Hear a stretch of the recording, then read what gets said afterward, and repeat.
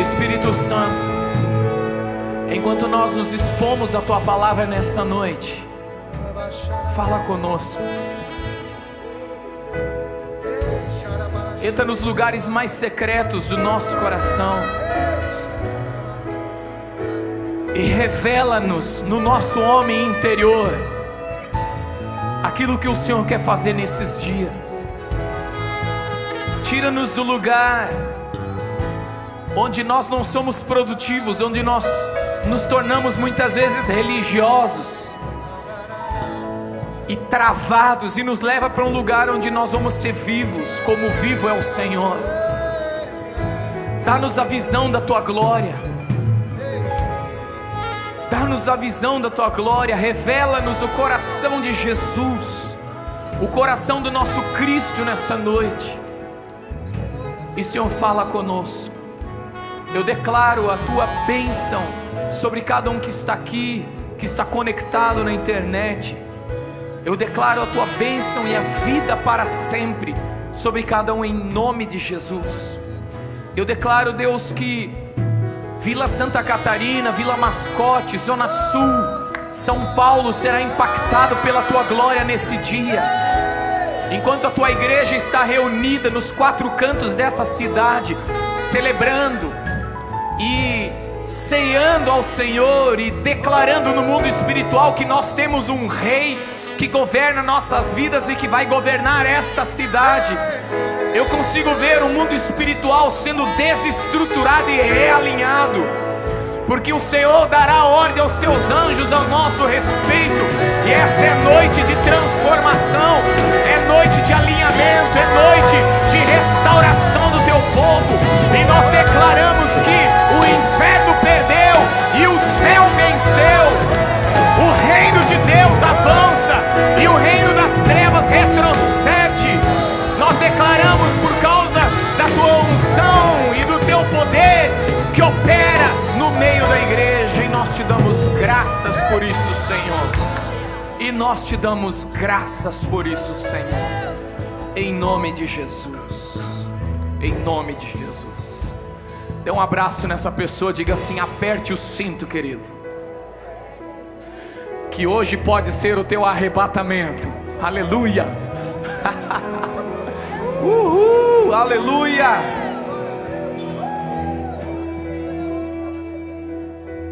Meu Deus. Eu estou a semana inteira orando, pensando e falando: Deus, me ajuda, né? Me ajuda, Deus, a compartilhar o Teu coração com a igreja. E confesso que cada dia está ficando pior para você se preparar para compartilhar algo do coração de Deus. Mas eu creio que eu tenho algo do coração de Deus para você e para mim nessa noite. Amém? Você está pronto? Preparado? Então abra sua Bíblia, nós vamos ler 3 textos. Apocalipse capítulo 1, versículo 7 é o primeiro texto. Obrigado, Rubem. A manteiga no pão é bom. É ou não é, gente? Manteiguinha, você até se empolga, você até fica revelado aqui. Apocalipse capítulo 1, versículo 7 e 8, está escrito assim: eis que vem com as nuvens, e todo olho o verá, até quantos o traspassaram. E todas as tribos da terra se lamentarão sobre ele, certamente. Amém. Eu sou o Alfa e Ômega, diz o Senhor Deus, aquele que é, que era e que há de vir, o Todo-Poderoso. Aleluia. Você pode aplaudir a palavra do Senhor? Glória a Jesus. Outro texto, Apocalipse capítulo 21, versículo 5.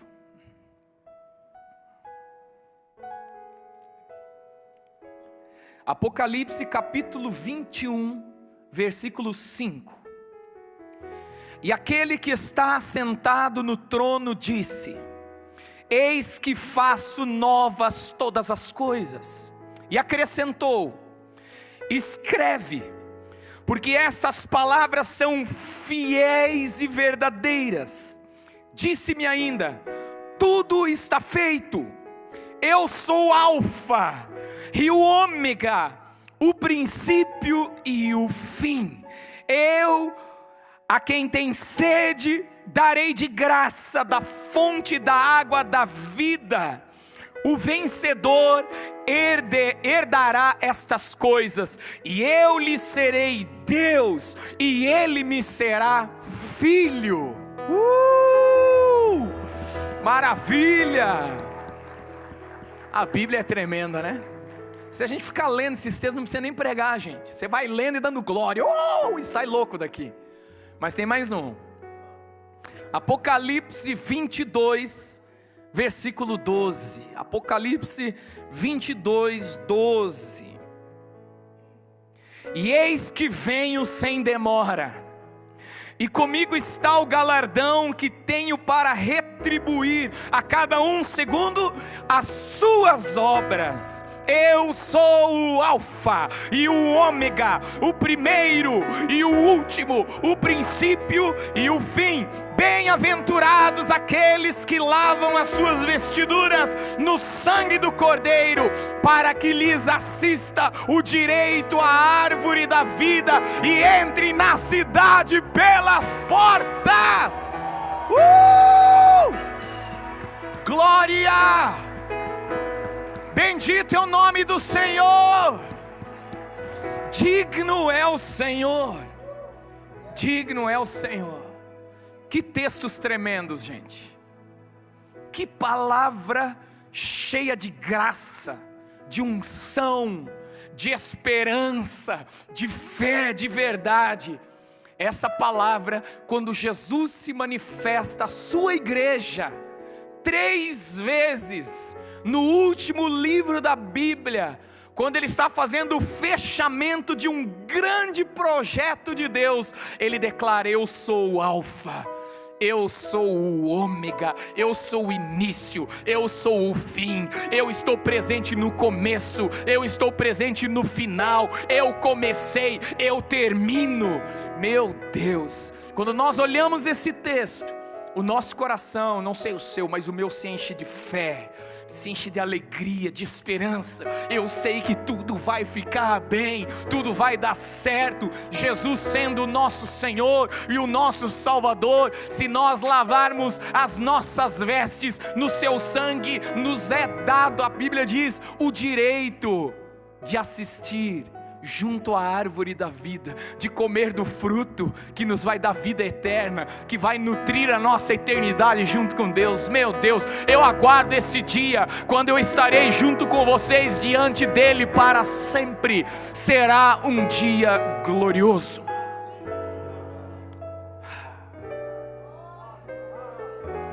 Eu creio nesse dia, eu aguardo esse dia. Tem dia que esse dia ele faz mais sentido pra gente. Tem dia que a gente meio que negligencia ele, deixa ele meio de lado. Mas tem dia que se fala: Deus, quando que o Senhor vai voltar? Quando que o Senhor vai levar a tua igreja? Quando que nós estaremos para sempre com o Senhor? Quando?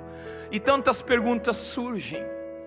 E eu estive pensando essa semana no que falar, em como conversar sobre um assunto tão sério, sobre uma verdade tão importante para você e para mim, e que nós temos ouvido esses dias, coisas que nós temos ouvido esses dias. Eu não vou trazer nada novo, mas eu quero que nós paremos, que a Bíblia diz no Salmo 1: bem-aventurado é o varão, é o homem e a mulher, que não se detém no caminho dos pecadores, nem se assenta na roda dos escarnecedores, antes tem o seu prazer, e por ter prazer na lei, naquilo que Deus pensa, porque a lei aqui não é a ordem simplesmente de Deus, mas é todo o pensamento e sentimento de Deus. Aquele que tem prazer no que Deus acha, no quanto Deus se importa, na maneira como Deus diz que é certo ser feito as coisas, aquele que tem o prazer, ele medita nessa verdade de Deus, dia e noite. E quando ele o faz, a Bíblia diz que ele é como árvore plantada. Ele começa a falar de benefícios. Imagine uma grande seca, imagine um caos instalado, mas você que tem o prazer no Senhor e naquilo que Ele pensa, você é como uma árvore plantada junto à corrente de águas. Não importa o que acontece fora, importa o que acontece aqui dentro. Não importa as circunstâncias externas, importa a segurança interna que você e eu carregamos por causa da palavra que está instalada dentro de nós. É isso que importa. E essa semana foi uma semana muito esquisita, né? Essa semana nós tivemos uma notícia muito trágica na nossa nação, que me fez pensar em algumas coisas. Essa semana nós fomos impactados com uma notícia muito forte que abalou nossa nação, que mexeu e parou com o mundo inteiro, mexeu com as pessoas do mundo inteiro. Uma catástrofe que aconteceu por causa de uma imprudência. A queda de um avião cheio de sonhos, cheio de planos e projetos. Pais, filhos, irmãos, amigos que tiveram as suas vidas interrompidas por causa de um erro num plano de voo.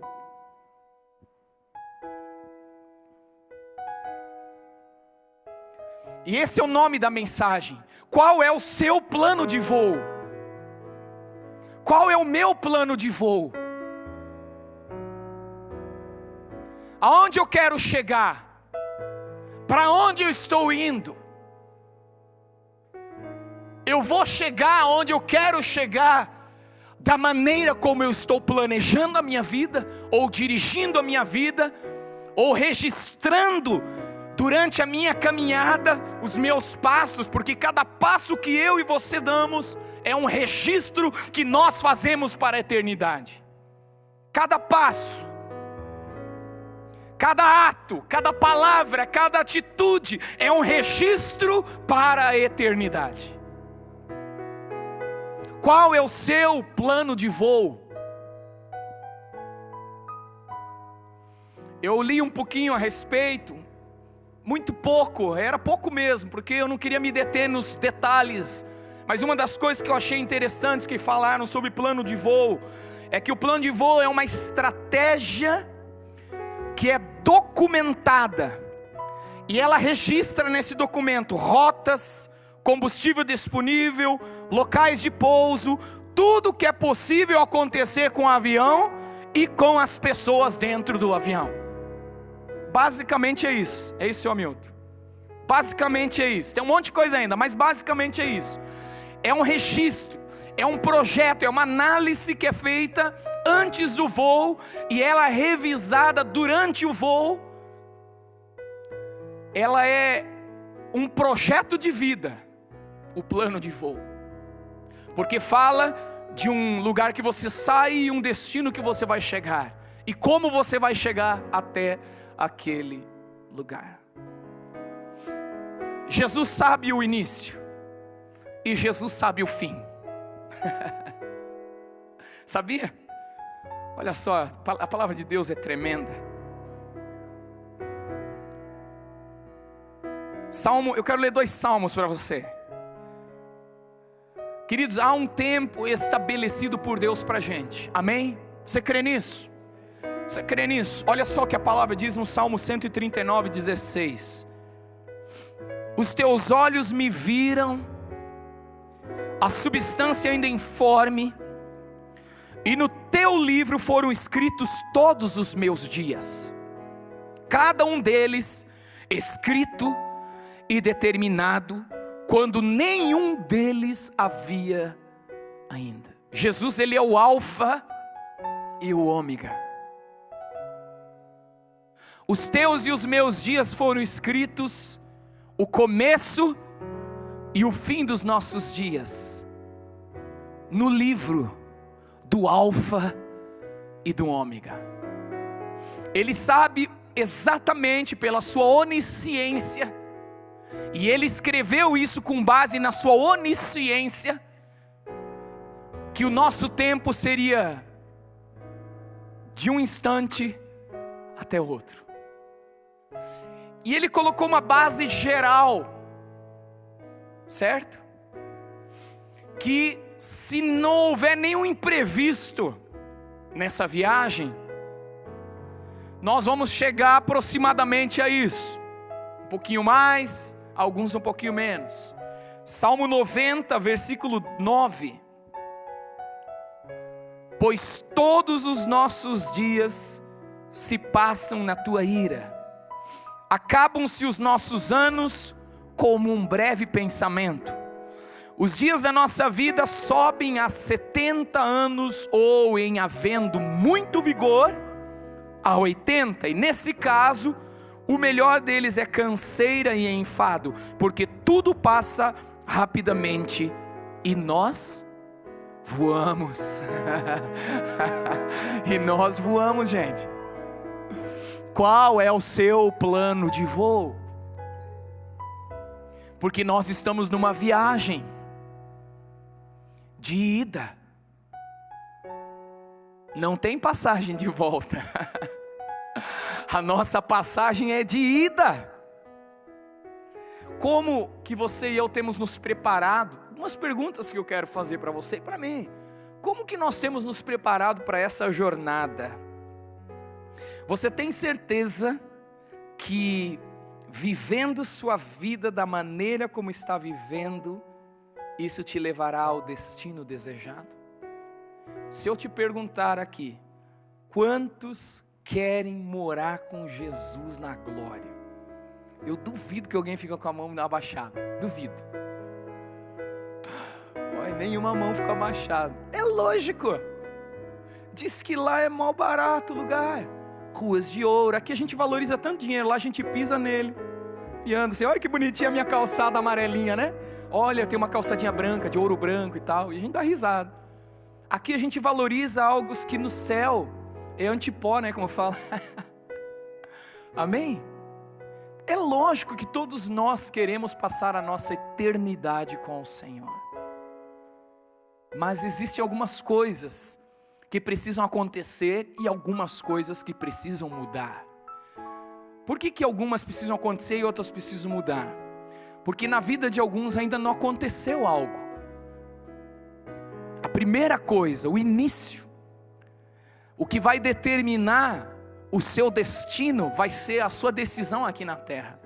E eu estava meditando um pouquinho no Evangelho de Mateus, olhando um pouquinho a história de Jesus com seus discípulos e tentando enxergar aqui alguns momentos de Jesus na vida dos seus discípulos. E a primeira coisa que eu vi foi lá em Mateus capítulo 4, versículo 18.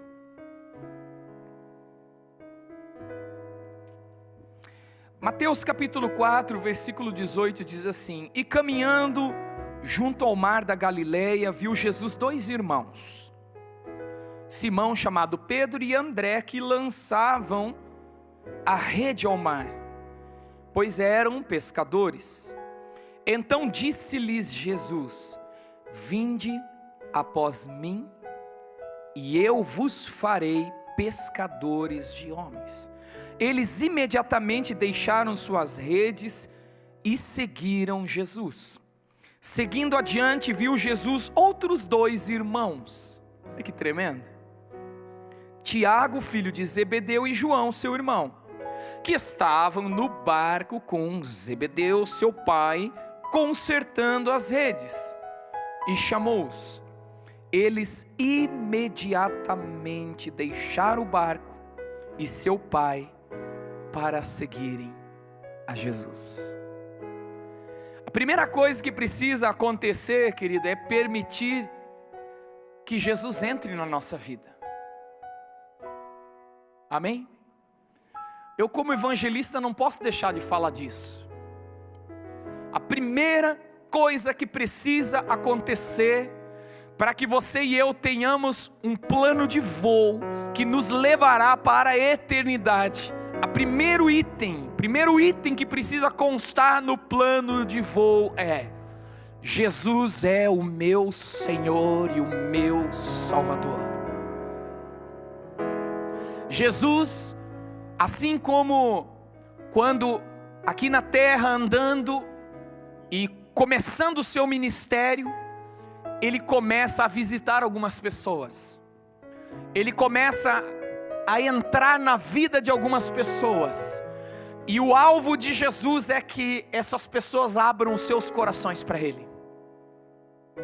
A esperança, a expectativa de Jesus é que eles enxergassem em Jesus que Jesus era aquele, o prometido, que viria para salvar as suas vidas. E Jesus chega para Pedro, para Tiago, André, João, Mateus, Marcos, para todos esses discípulos que se tornaram discípulos dele. E ele chega no momento em que eles estão vivendo. Amém? Jesus sempre chega no teu momento, querido. Em um momento que você está vivendo. Talvez um momento de decepção. Muitas vezes Jesus chega na nossa vida no momento de decepção. No momento onde aos olhos naturais nós olhamos, está tudo perdido. Perdi tudo. Mas muitas vezes Jesus chega na vida de algumas pessoas quando eles estão num bom momento, como Mateus, Levi, cobrando impostos, trabalhando. Como na vida de Zaqueu, um homem rico, abastado, não precisava de nada, gente. Como na vida de um centurião que não precisava de nada, mas que precisava de Jesus. Então, assim como nós já ouvimos o pastor Djalma falar aqui, Deus contempla o teu pior e o teu melhor momento. E eu faço das palavras dele as minhas e vou transliterar isso um pouco. Jesus te visita no teu pior ou no teu melhor momento. Mas o que ele quer, de fato, é mudar o seu plano de voo. É estabelecer fundamento para que você chegue no destino. O que ele quer é garantir que você chegue até lá. A nossa salvação eterna depende do que nós fazemos aqui. Amém? Isso eu vejo na vida dos discípulos. Eles permitiram que Jesus entrasse na vida deles. Eu já permiti que Jesus entrasse na minha vida. E muitos aqui já permitiram que Deus entrasse na sua vida. Mas esse é apenas o começo. Diga, isso é apenas o começo. O melhor ainda está por vir, gente. Amém? Porque o momento mais sem graça de um voo é quando você está lá esperando todo mundo entrar, e o cara não sabe o lugar dele, aquela loucura, é ou não é? Aí o cara passa com a mala, dá uma acertada em você que já está sentado, aí você fica esperando por último para entrar por último, é quando você entra por último e senta lá no cantinho, né? Aqui na frente, no corredor, aí aparece um abençoado lá que o lugar dele é lá, aí você tem que levantar de novo. Aquele momento é o mais chato, o início, que é tão glorioso com Jesus. Ouça o que eu estou te falando, ainda é, entenda o que eu estou falando, o mais chato. O melhor ainda está por vir. E já é legal o início, amém? Agora a segunda coisa que eu vejo aqui, no que Jesus começa a fazer na vida dos seus discípulos, está lá em Mateus capítulo 14. Uma experiência tremenda. Tremenda, tremenda, tremenda. Você vai ouvir coisas que você já ouviu semana passada, tá? Está no meu coração isso, muito forte. Mateus capítulo 14, versículo 22 diz: Imediatamente após, Jesus insistiu com os discípulos para que entrassem no barco e fossem adiante para o outro lado, enquanto ele despedia as multidões. Assim que mandou o povo embora, subiu sozinho a um monte para orar. Ao chegar à noite, lá estava ele só. Todavia, o barco já estava longe, no meio do mar, sendo fustigado pelas ondas, pois o vento era contrário. Na quarta vigília da noite, foi Jesus ter com eles, andando por sobre o mar. Quando os discípulos o viram andando sobre as águas, ficaram aterrorizados e exclamaram: é um fantasma! E gritavam de medo. Mas imediatamente Jesus lhes disse: tende bom ânimo, sou eu, não temais. Ao que Pedro exclamou: Senhor, se és tu, manda-me ir ter ao teu encontro por sobre as águas. Então Jesus lhe disse: vem. Vem. E Pedro, deixando o barco, andou por sobre as águas e foi na direção de Jesus. Uhul! Olha lá o surfista de Nazaré. Todavia, reparando na força do vento, teve medo. Ele teve medo, gente. Teve medo porque reparou na força do vento. E começando a afundar, ele gritou: Senhor, salva-me! Jesus estendeu imediatamente a mão, segurou e lhe disse: homem de pequena fé, por que duvidaste?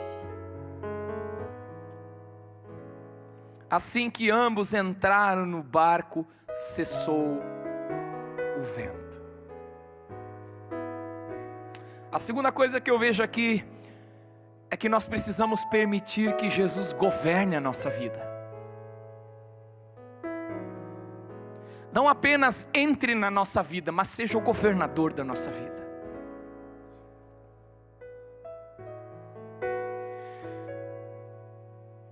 Jesus está multiplicando os pães, suprindo a necessidade de uma multidão.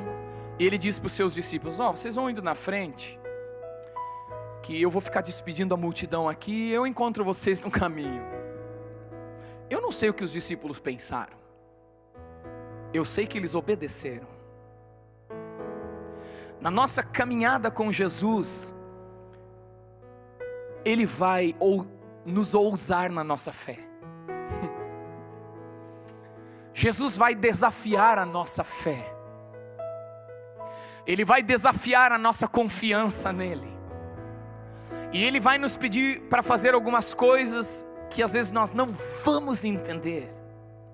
Ou passar por um momento da nossa vida em que no natural nós olhamos e não entendemos. Jesus diz para eles: vão para o outro lado. Eu vou encontrar vocês no caminho. E o texto que nós lemos diz que eles começam a remar. Eles começam a passar para o outro lado. E o vento começa a castigá-los. Disseram para você que o dia que você ia aceitar Jesus, você não ia mais ter problema. E te enganaram. Lamento lhe informar. Porque às vezes Jesus vai permitir, porque Ele quer governar a sua e a minha vida. Ele vai permitir situações que vão desafiar a nossa fé. E eles vão, e aquele vento batendo. E talvez, pela experiência de marinheiros, de pescadores que eles tinham, procedimento normal, gente? Sabe como lidar com o vento, mas a verdade é que estava pesado o vento. E até então não me parece que os discípulos estão desesperados. Só quando Jesus aparece, andando por sobre as águas. porque ele não tinha falado que maneira que ele ia chegar. E os caras olham, e pescador tem uma visão extraordinária, mesmo numa tempestade, ele consegue enxergar se tem recife, se tem alguma montanha, algum outro barco, ele consegue, ele tem experiência. E de repente eles começam a ver alguma coisa chegando perto deles. E essa coisa que vai aproximando deles, parece um fantasma. Eu fico perguntando se esses caras já viram um fantasma para achar que Jesus era um fantasma. Alguém já viu um fantasma? Não, levante a mão. E os caras desesperam com aquele fantasma e gritam. De corajosos, experientes, né, numa situação que eles já tinham passado antes, agora uns covardes, mariquinha, gritando porque vê alguém vindo. Não dá para entender. E eles gritam: ah! Eu não sei, eu acho que se jogar, eu não sei. Eu sei que o negócio foi tenso. E Jesus dá uma palavra. No meio da tempestade diz assim: sou eu. Não temam. Eu cheguei. Eu falei que eu ia chegar. Eu falei que vocês eram para ir antes e eu vinha depois. Calma, calma. E eu quero que você veja uma ótica que eu vi nesse texto. Jesus diz: sou eu, não temam. Pedro diz assim: Senhor. Não assim, Senhor, não, Senhor. Se és tu, manda-me ter contigo. Jesus diz só uma coisa: vem. E Pedro só faz uma coisa: vai. Vai vendo. Entre no cenário comigo. O vento era contrário. De que direção Jesus vinha?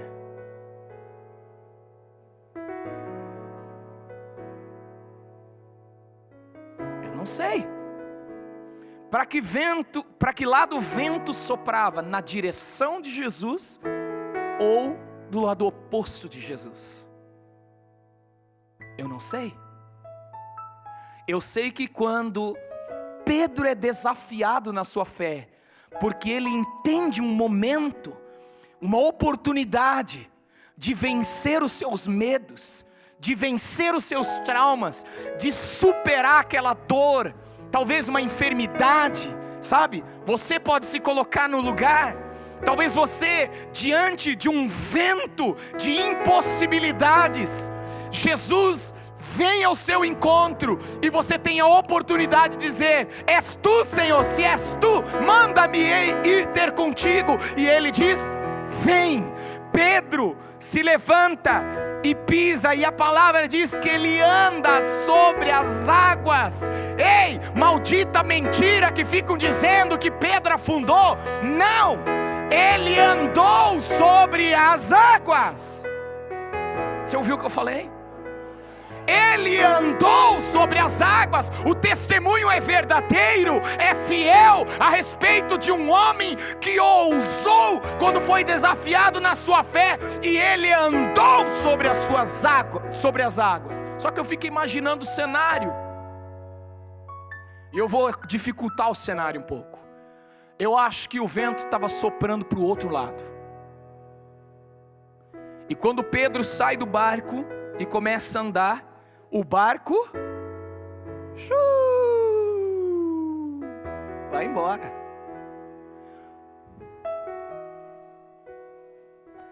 E aí Pedro está sozinho.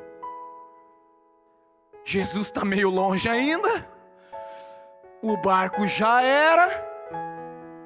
E Pedro se atenta na circunstância.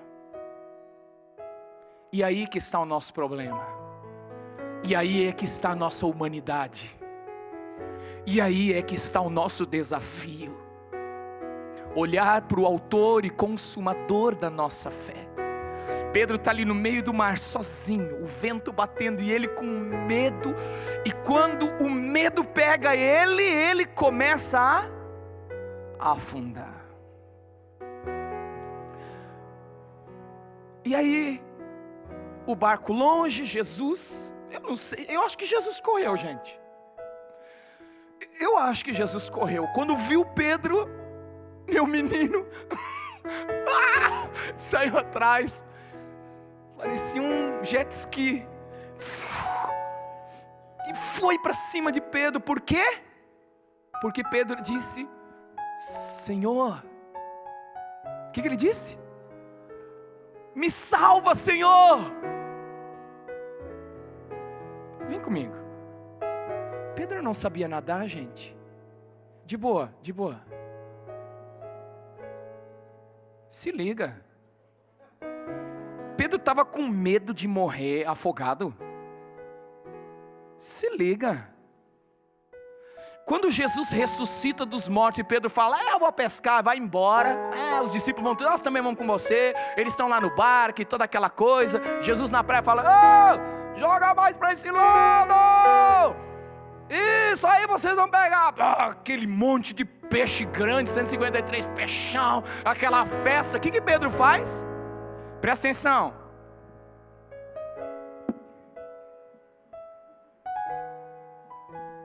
Do outro lado é o Senhor.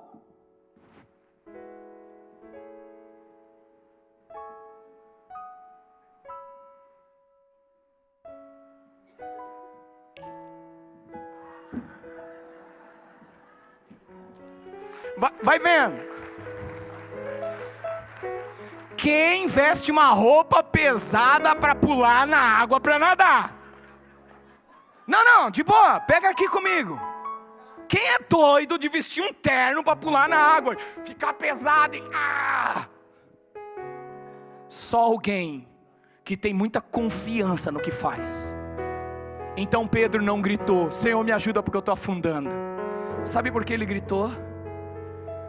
Ele disse: Senhor, me ajuda porque eu deixei de crer. Me ajuda porque eu abalei a minha fé diante das circunstâncias. Jesus, socorre a minha fé. Socorre a minha fé. Me levanta de novo, Jesus. Querido, não é pecado fraquejar. É pecado você deixar que as circunstâncias derrubem e destruam a sua vida. Clame por Ele. Se Ele é o governador da sua vida, se Ele é o Senhor da sua vida, Ele vai cuidar de você em cada etapa da sua vida. Isso é um plano de voo. Você entendeu isso? Aí o que acontece? Pedro é restaurado na sua fé. E ele volta andando para o barco que já estava lá na Conchichina.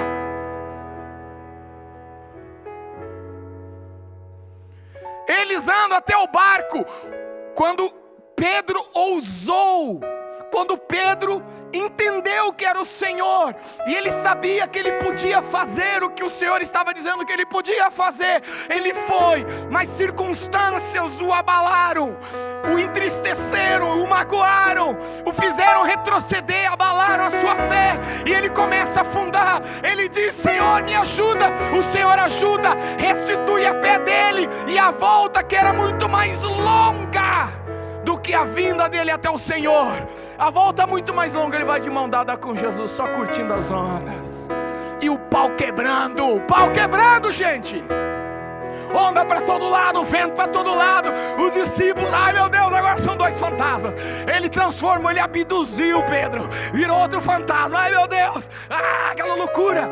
Quando ambos entram no barco, o vento para. Então tinha vento na volta, muito vento, mas o vento tem data de validade, tem tempo de validade. Querido, se existe vento na sua vida, Eu não sei qual é o vento, eu não sei qual é a luta, eu não sei qual é a dor. Eu consigo imaginar algumas coisas, algumas nós temos conhecimento de causa. Nós conhecemos porque vocês compartilharam com a gente, e nós estamos orando. Mas alguns eu não sei quais são os ventos, e eu não sei como você sente esse vento. Talvez eu olho de fora e digo assim: é um vento, vai passar, eu sei que vai passar, está escrito que vai passar. Mas só você sabe a força desse vento, e o quanto às vezes ele te desanima, o quanto às vezes esse vento te põe para trás. Só que você e eu temos que clamar por aquele que restaura a nossa fé, porque ele é o governador da nossa vida, o nosso dono. Dentro de um plano de voo para a eternidade, você precisa começar entregando a sua vida a Jesus, mas você precisa deixar que Ele governe a sua vida. Deus tem que governar a nossa vida. Amém? Tem mais uma coisa aqui. Mateus capítulo 16, versículo 13. Que é isso? Sai dele que ele é legal. Sai, em nome de Jesus. Sai, pronto, fica aí. Vamos parar o tempo, né, gente? Oh meu Deus, que estou me empolgando aqui. Mateus 16, 13. Quando Jesus chegou à região de Cesareia de Filipe, consultou seus discípulos: quem as pessoas dizem que o Filho do Homem é? Eles responderam: alguns dizem João Batista, outros Elias, ainda há quem diga que é Jeremias ou um dos profetas. Então Jesus interpelou: mas vós, quem dizeis que eu sou? E Simão Pedro respondeu: tu és o Cristo, o Filho do Deus vivo. Ao que Jesus lhe afirmou: e abençoado. A minha diz: abençoado és tu. Eu fico dizendo: e abençoado Simão, filho de Jonas, pois isso não foi revelado a ti por carne ou sangue, mas pelo meu Pai que está nos céus. Da mesma maneira,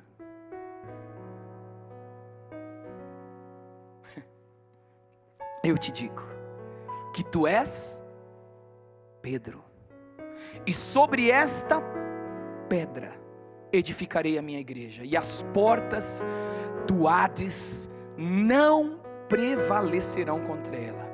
Eu darei a ti as chaves do reino dos céus, e o que ligardes na terra haverá sido ligado nos céus, e o que desligardes na terra haverá sido desligado nos céus. Aleluia.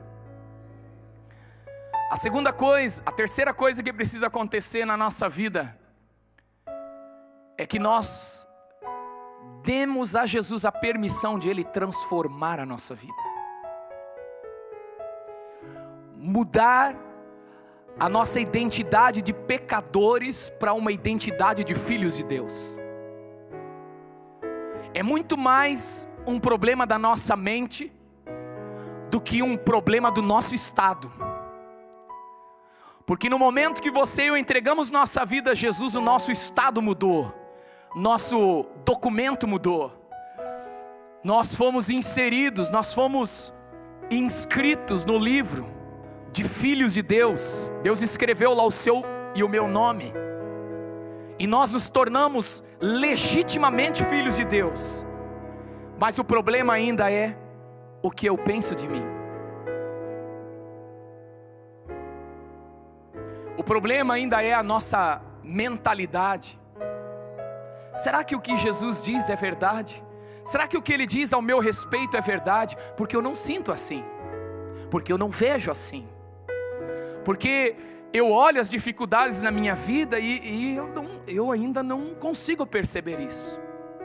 E Pedro, diante dessa situação, eu vejo de novo Jesus instigando ele, Jesus provocando Pedro e os demais discípulos, porque todos eles, isso foi perguntado a todos eles, e todos responderam juntamente com Pedro, porque basta alguém iniciar, os outros já, né? É ou não é? E quantos acham? Pede uma opinião, todo mundo fica quieto, até que o primeiro fala: eu acho isso, eu também acho, porque a gente já conversou sobre isso. Já vira uma bagunça. É ou não é? Sim ou não? Lá em casa não, aqui em casa é assim, né, Rogério? né? O pastor Djalma chega, coloca uma coisa pra gente. E aí, o que vocês acham? Aí todo mundo fica quieto, olhando aquela cara de tongo um pro outro assim.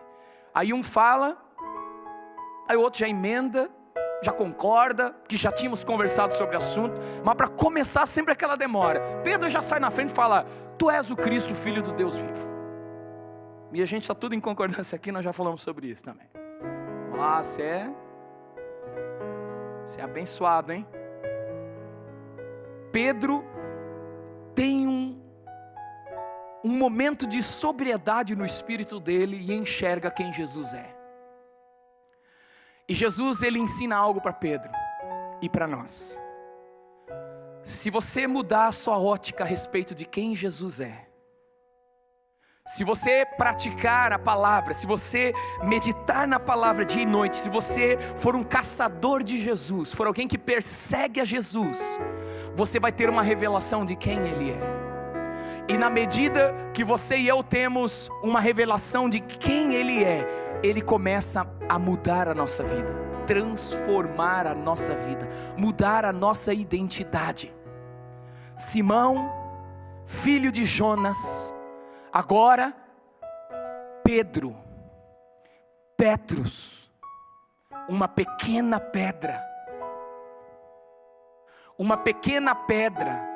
tirada da grande pedra, da Petra, semelhante à grande pedra, com os atributos, autoridade, poder da grande pedra, com a capacidade de realizar as mesmas obras ainda maiores do que ele, porque foi tirado da grande pedra.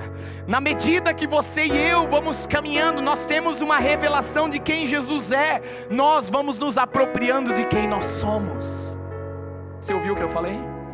Na medida que você e eu vamos caminhando e conhecendo a Jesus, nós vamos nos apropriando de quem nós somos.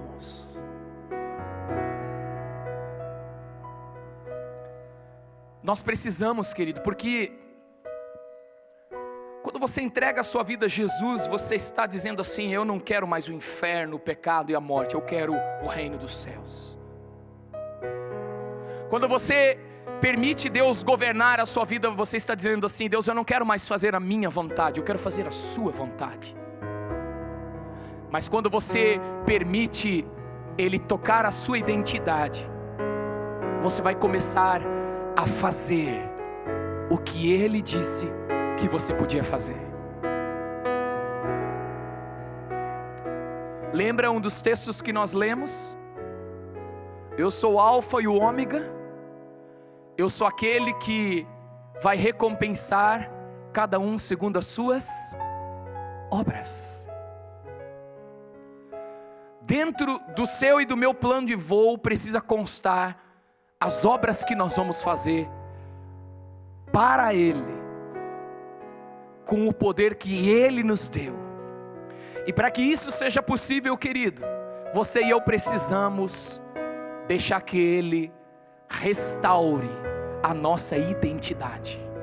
Quem você é, quem eu sou, importa muito no que diz respeito ao que nós vamos fazer. Amém? Glória a Deus. Eu vou terminar agora, eu prometo. Atos capítulo 2.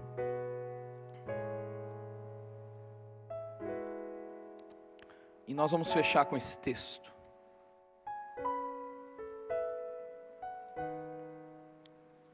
Aleluia. Atos 2:14 diz assim: e aconteceu que, colocando-se em pé juntamente com os 11, Pedro tomou a palavra e em alta voz pregou à multidão reunida: homens judeus e todos os habitantes em Jerusalém, permitais que vos esclareça o que se passa. O Pentecostes tinha acabado de acontecer.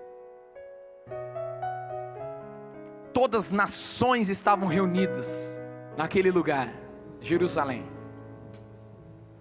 O Espírito Santo desceu sobre os 120 irmãos que estavam ali reunidos naquele cenáculo. E eles começaram a falar em línguas estranhas. Apareceu sobre a cabeça de cada um deles uma chama de fogo, pousou sobre eles. Ouviu-se o som de um vento impetuoso. Não mexeu cortina, não fez nada, mas o som do vento era muito forte.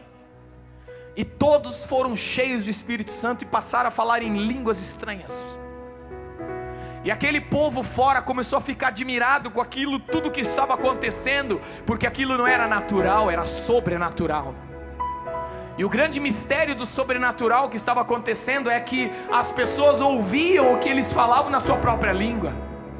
E eles questionavam: ué, como é que eu posso entender o que ele está falando? Esse cara é de outra nação, esse cara é judeu, eles são judeus.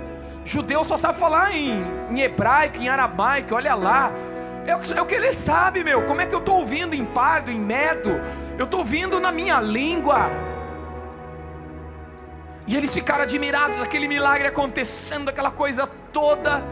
E Jesus disse que coisas maiores eles fariam. E Pedro, junto com os 12, se coloca em pé e vem a grande oportunidade de pregar o Evangelho. E ele começa a falar: varões, é o seguinte, esses homens não estão embriagados, versículo 15. Como pensais? Até porque são apenas 9 horas da manhã, né? Convenhamos. Muito diferente disso, o que está ocorrendo foi predito pelo profeta Joel.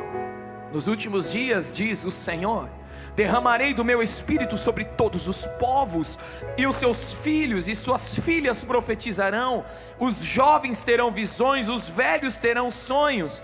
Sobre os meus servos e as minhas servas derramarei do meu espírito naqueles dias, e eles profetizarão. Mostrarei maravilhas em cima no céu e sinais embaixo na terra: sangue, fogo, nuvens de fumaça. O sol se converterá em trevas e a lua em sangue, antes que venha o grande e glorioso dia do Senhor. E todo aquele que invocar o nome do Senhor será salvo. E o texto ele continua, e no final, uma multidão, 3.000 homens, eles não contavam mulheres e crianças. Então vamos multiplicar por 4. Vamos supor que cada homem tinha uma esposa e cada um tinha só 2 filhos. E lá quem casava tinha uma renca. Mas só para dar média, 3 vezes 4, 12.000 pessoas. Invocaram o nome do Senhor e foram salvos. Porque Pedro, no seu plano de voo, entregou a sua vida a Jesus, deixou Jesus governar a sua vida, permitiu que Jesus mudasse, transformasse a sua identidade, e se colocou à disposição para que Jesus fizesse da vida dele o que ele quisesse.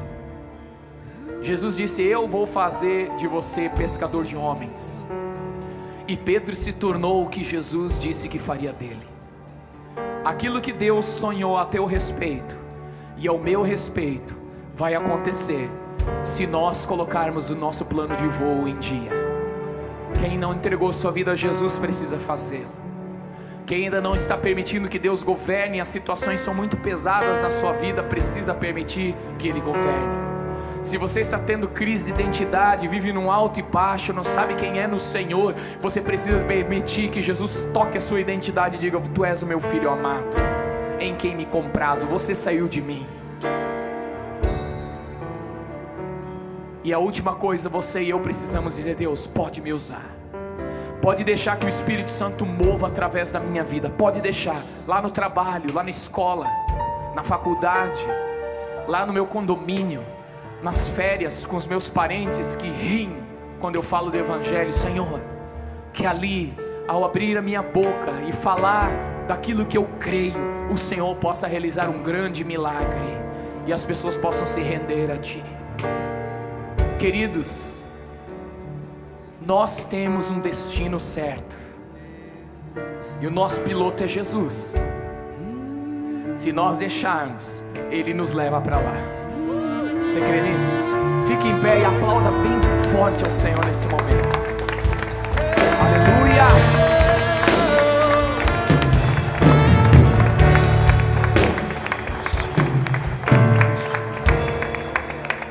presença. Neste lugar, tu és real.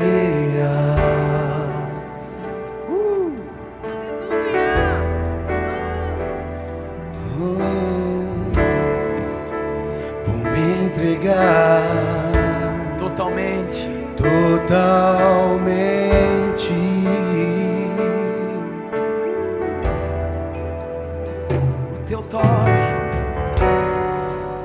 O teu toque abriu os olhos do meu coração. Eu posso enxergar e entender. Se eu me humilhar diante do teu altar e sacrificar aquilo que me custa, tu inclinarás os teus ouvidos ao meu clamor. Mais vale um dia no centro do teu querer que toda a vida sem jamais te conhecer. Tu és minha fonte, minha colheita, minha herança. Eu quero fazer um convite para você. É um convite só. Porque quem vai estabelecer a área que precisa de transformação é você. A primeira área é que você precisa entregar a sua vida a Jesus. Ele precisa ser convidado para fazer parte da sua vida. Se você não fez isso ainda, esse é o momento. Você vai poder deixar o seu lugar e vir à frente e fazer a sua oração a Jesus. Dizer: Jesus, hoje eu entrego a minha vida a Ti. Eu quero que Tu sejas o meu Senhor e o meu Salvador a partir de hoje. A partir de hoje eu dou as minhas mãos ao Senhor e caminho contigo. Talvez você está no segundo grupo, que é aquele que já está andando com Jesus, mas está vivendo um momento de turbulência, de ventos, e você reconhece que no meio da tempestade a sua fé fraquejou. Você balançou na sua fé. Alguns acham até que perderam a fé. Você não perdeu a sua fé. Você vai chegar à frente e você vai dizer para Jesus: Jesus, eu vim te pedir socorro. Eu quero que o Senhor restaure a minha fé, renove a minha fé. Eu não vou naufragar na fé. E você pode vir à frente. Talvez você é do terceiro grupo. Terceiro grupo. Talvez você está vivendo uma crise de identidade. Você já não sabe mais quem é, não sabe mais para onde está indo. Você até questionou a tua salvação já. Mas será que eu sou salvo? Porque situações te levaram a esse auge de questionamentos, querido. Jesus quer dizer para você, Ele quer se revelar a você, e Ele está fazendo isso nessa noite, para que você enxergue quem Ele é, para que Ele possa restaurar a tua identidade nessa noite, querido. Se você é desse terceiro grupo, se você é do primeiro, vai vendo aqui, do segundo, terceiro. E talvez você é do quarto grupo, ou você é de todos os grupos, do segundo, terceiro, do quarto. Eu não sei o teu momento, mas eu sei o que Deus quer fazer na sua vida. Talvez você é daquele que está dizendo: Deus, eu quero que o Senhor me use. O Senhor falou, o Senhor liberou palavras proféticas ao meu respeito. A minha mãe falou que o Senhor falou de mim para ela. Ei, tem promessas para pessoas aqui. Deus quer usar você, querido. Deus quer levantar você. Deus quer restaurar você. Deus quer fazer algo extraordinário através de você. E o Espírito Santo vai fazer isso através da sua presença nessa noite, nesse lugar. Quando eu me humilhar, Se eu me humilhar diante do teu altar e sacrificar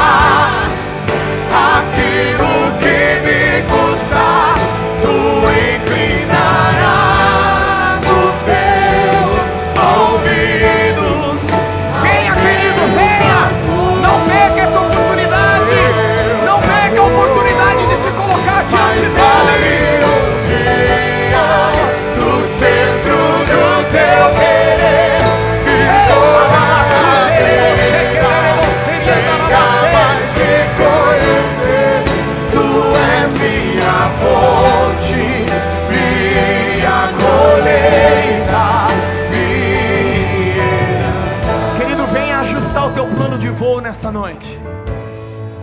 Hoje é noite de ajustarmos o nosso plano de voo. Nós não vamos bater na montanha. Nós não vamos nadar e morrer na praia, gente. Não, isso não vai acontecer conosco. Nós somos uma carta selada. O nosso endereço é certo. Mas você e eu precisamos nos posicionar. Agora, hoje, a partir de hoje, amanhã, depois de amanhã, todos os dias. Porque a vida é feita de escolhas.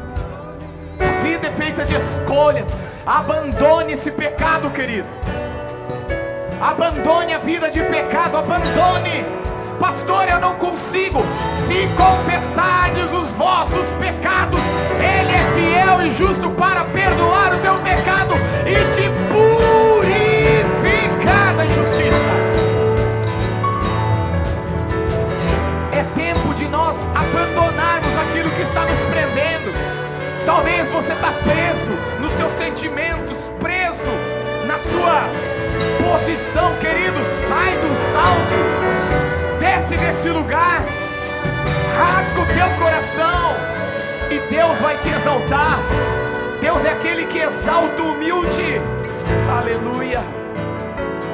A minha fonte, a minha fonte é o teu amor.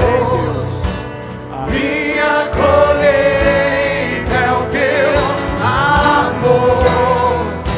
A minha herança é o teu amor. mais uma vez, diga isso. Só as vozes digam isso. A minha fonte, a minha fonte é o teu amor. A minha colheita é o teu amor. minha herança, Minha herança é o teu amor. Senhor, eu quero colocar nossas vidas diante de Ti nessa noite. Eu quero Te agradecer pela Tua palavra, porque Tua palavra é libertadora.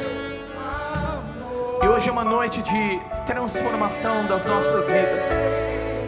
Deus, o Senhor conhece o nosso assentar e o nosso levantar. O Senhor conhece todos os nossos caminhos. O Senhor conhece os nossos pensamentos. A palavra não chegou na nossa boca, o Senhor já sabe. Então o Senhor não tem problema com conhecimento. O Senhor não tem problema em saber o que se passa na vida de cada um de nós. Mas o Senhor espera que nós abrimos o nosso coração ao momento que identificamos as nossas falhas, as dores, o momento de dificuldade que nós vivemos. E o Senhor espera que nós tenhamos uma atitude na Tua direção. E nós estamos tendo essa atitude nessa noite. Alguns vieram à frente, alguns estão fazendo isso no seu lugar, uns estão fazendo isso em casa. Senhor, contempla a nossa decisão e ouve a nossa oração. Muda a sorte do Teu povo. Muda a sorte do Teu povo.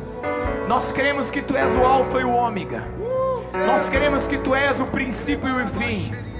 Tu és aquele que era, que é e que há de vir.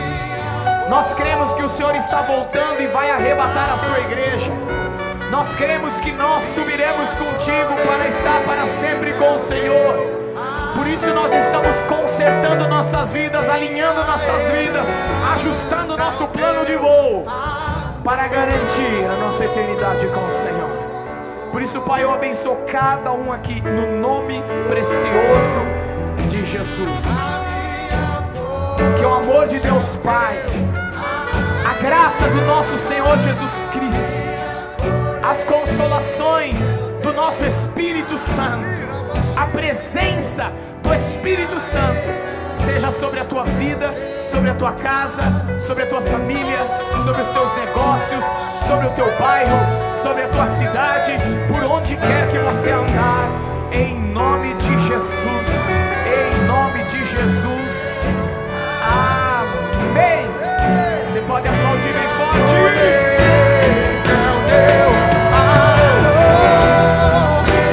Minha herança é o teu